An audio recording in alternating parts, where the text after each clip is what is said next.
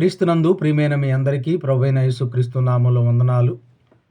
లెంటులో 16వ రోజు దేవుని యొక్క వాక్యాన్ని క్లుప్తంగా చదువుకుందాం. అపోస్తుల కార్యములు 9వ అధ్యాయము 4వ వచనం. అప్పుడు అతడు నేల మీద పడి, సౌలా సౌలా నీవేళ నన్ను హింసించున్నావని తనతో ఒక స్వరము పలుకుట వినెను. ప్రార్థన చేసుకుందాం. పరిశుద్ధుడైన తండ్రి, ప్రభువా నీకు వందనాలు.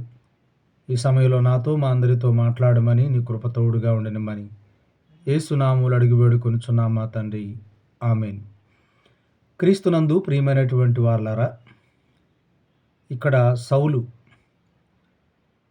సత్యము అనేటువంటిది మిమ్మల్ని స్వతంత్రులుగా చేస్తుంది. ఒక వ్యక్తి సత్యము అనేటువంటి తెలుసుకోలేనప్పుడు ఆ వ్యక్తి అజ్ఞానంలోకి వెళ్ళిపోతాడు, మూఢుడవుతాడు. తాను నమ్మినటువంటి దానికి మూడే కాళ్ళు అంటూ పోరాటం చేయటం చేస్తాడు. చాలామంది జీవితంలో సత్యము విలువ తెలియకపోవటం వలన ఈ ప్రమాదాలు అనేటువంటివి జరుగుతాయి. ఇక్కడ సౌలు గమాలియేలు పాదాల యొద్ద మరి వేదాంత విద్యని, ధర్మశాస్త్రాన్ని గురించినటువంటి విద్యను అభ్యసించాడు. పండితుడు, రోమా సభ్యత్వం కలిగినటువంటి వాడు.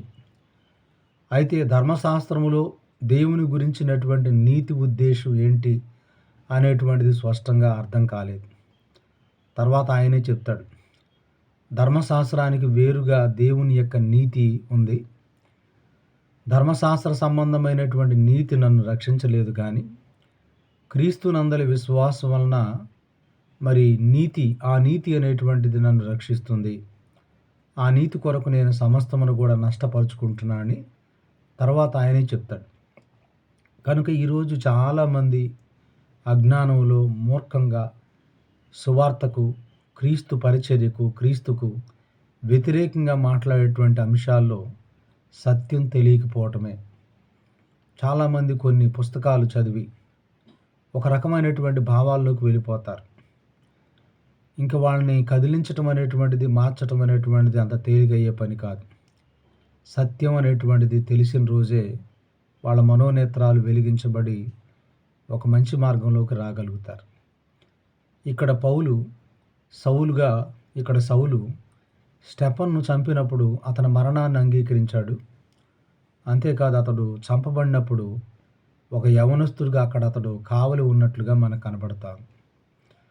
అంతేకాదు, ఇతడు సంఘానికి, దేవుని యొక్క సువార్తకు హింస కలిగించడానికి అధికార పత్రాలు తీసుకొని క్రైస్తవులు ఎక్కడైతే ఉన్నారో అక్కడ వాళ్ళని బాధించటానికి బయలుదేరాడు.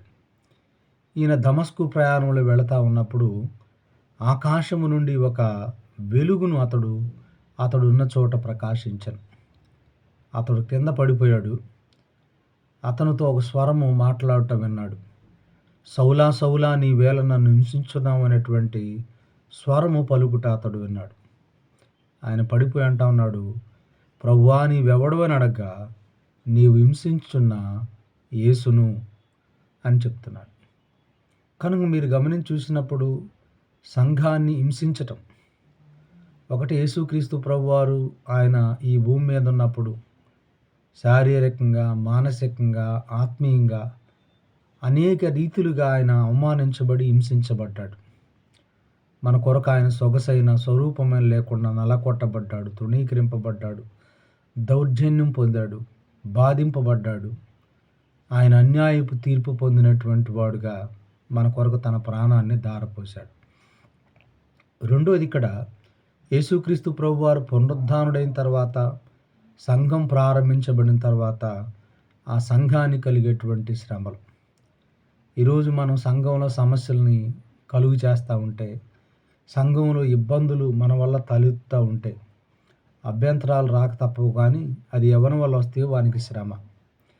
ఈరోజు సంఘాన్ని హింసించటం, సార్వత్రిక సంఘాన్ని, దేవుడు స్వరక్తం ఇచ్చి సంపాదించినటువంటి సంఘాన్ని హింస కలిగించేటువంటి వ్యక్తులు, అధికారులు, పాలకులు, విశ్వాసులు అందరూ ఈరోజు ఇంకా యేసు ప్రభు వారిని హింసించేటువంటి గుంపుతో సమానమే. సంఘం విలువ తెలియకపోవటం. యేసుక్రీస్తు ప్రభువారు తన ప్రాణాన్ని, తన రక్తాన్ని కారిస్తే ఈరోజు ఒక సంఘం ఏర్పడింది. ఆ సంఘానికి ఆయన శిరస్సుగా ఉన్నాడు. ఈ సంఘం విలువ తెలియక ఆ సంఘాన్ని ఏం చేస్తున్నారంటే చాలా చులకనగా, వ్యంగ్యంగా, అందులో అనేకమైనటువంటి దేవునికి నచ్చనటువంటి కార్యక్రమాలు జరిగించటం జరుగుతాం. కనుక ఇక్కడ సంఘానికి హింస కలిగించటం, యేసు ప్రభువును గురించినటువంటి సత్యం తెలియక ముందు చాలామంది సంఘానికి బాధ కలిగించారు, హింస కలిగించారు. ఆయన గురించిన సత్యం తెలుసుకున్న తర్వాత ఈరోజు వాళ్ళే ఈ సత్యానికి సాక్షులుగా ఉండటం అనేటువంటిది, ప్రభువును మహింపరుస్తూ ప్రభు నామాన్ని ప్రకటించేవారుగా ఎంతోమంది మన కళ్ళ ముందు కనబడతా ఉన్నారు. పౌలు కూడా అంతే.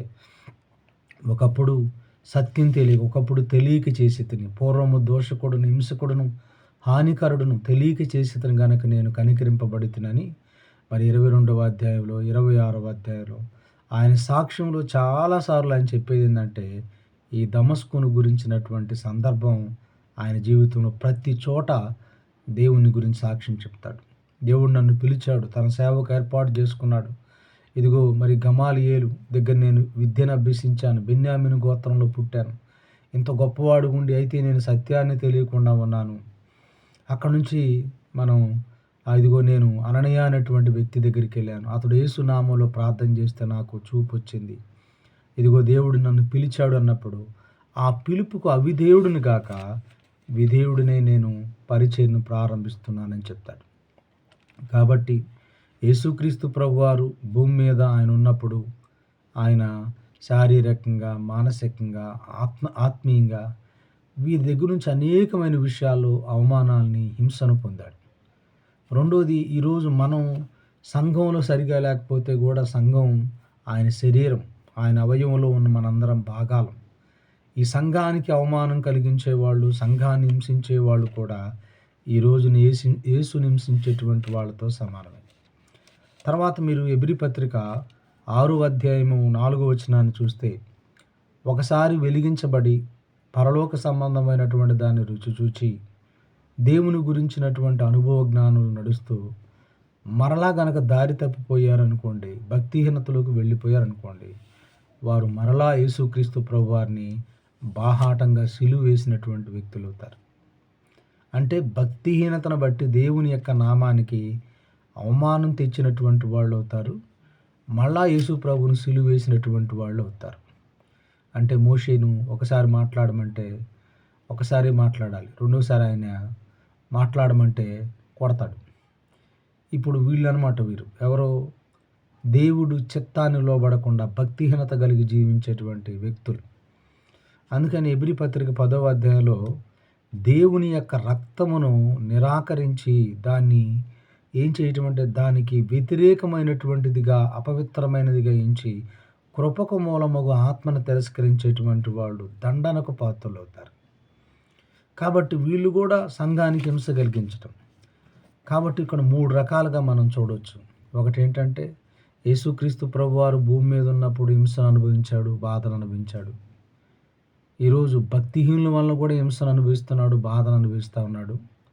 మూడవది, సంఘానికి హింస కలిగించేటువంటి వాళ్ళని కూడా యేసుక్రీస్తు ప్రభువారు నేటికి హింసించబడుతూనే ఉన్నాడు. కాబట్టి నీ వలన ఏమైనా హింసించబడతా ఉన్నాడా, నా వలన ఏమైనా హింసించబడతా ఉన్నాడా, మన ప్రవర్తన సరిగా లేకపోవటాన్ని బట్టి, అపవిత్రమైనటువంటి జీవన విధానం జీవించటాన్ని బట్టి, మన సాక్ష్యం సరిగా లేకుండా ఉండటాన్ని బట్టి మరి ఈరోజు వరకు క్రీస్తు ప్రభువారికి హింస కలిగిస్తూ ఉన్నామే, మనం జాగ్రత్తగా చూసుకోవాలి. సౌలు ఒకప్పుడు తెలియక చేశాడు. అతడికి దేవుడు తనతో మాట్లాడిన తర్వాత, సత్యం తెలుసుకున్న తర్వాత, సత్యమును బట్టి అతడు స్వతంత్రుడయ్యాడు. మనోనేత్రాలు వెలిగించబడ్డాయి. అంధకారంలో లేకపోతే గుడ్డితనం అనేటువంటిది పోయి వెలుగులోనికి తన జీవితం అనేటువంటిది వచ్చింది. ఈరోజు క్రీస్తునందు ప్రియమైనటువంటి వాళ్ళారా, సౌలు ఒకప్పుడు దేవునికి వ్యతిరేకమైన పనులు చేశాడు. ఈరోజు అదే సౌలు దేవుని మహిమను, క్రీస్తు యొక్క సువార్తను సర్వలోకానికి పంచి ప్రభు కొరకు హతసాక్షిగా అయ్యాడు. కాబట్టి ప్రభువుని మహిమపరిచాడు. ఒకప్పుడు ప్రభువుని హింసించాడు, ఈరోజు ప్రభువును మహిమపరుస్తున్నాడు. ఈరోజు నీవు, నేను, మనందరం కూడా ప్రభువుకు సాక్షులుగా, ప్రభువుకు మహిమకరంగా జీవించటానికి సిద్ధపడదాం. అటు కృప దేవుడు మనందరికీ అనుగ్రహించును కాక. ఆమేన్. చిన్న ప్రార్థన చేసుకుందాం. పరిశుద్ధుడా, ఈ మాటలు మనందరి హృదయంలో ఫలింపచేయమని ప్రతి ఒక్కరిని దీవించమని యేసునామమున అడుగుచున్నాను తండ్రి. ఆమేన్. ప్రభు మిమ్మల్ని దీవించును గాక. ఆమేన్.